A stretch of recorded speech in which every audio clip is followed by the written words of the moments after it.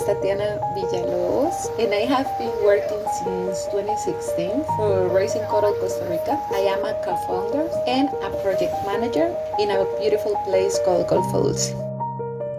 We work with this beautiful branching coral called Basilopora. It's a fast-growing coral with the different techniques that we use in reef restoration. We use the trees, we cut little pieces of coral, and we can't use the coral there for growing. We also use rope nurseries. It's really good because with these structures we can grow hundreds of corals, and then it's also easier for outplanting in the reef.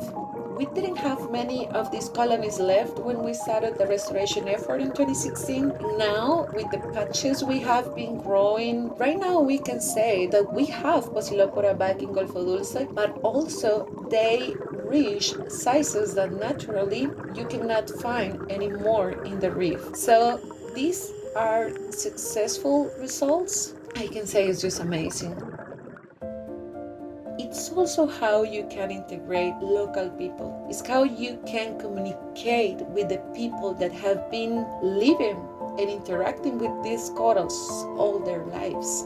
Now we talk about a place that is changing, a place where you are planting corals and that may help the ocean and everything you love about the ocean. It's just amazing to have the opportunity to be part of this. Restoration is part of something, is not the solution, but it's part of something bigger than just growing and planting corals. And we really need to understand that it's more than the science, it's everything together.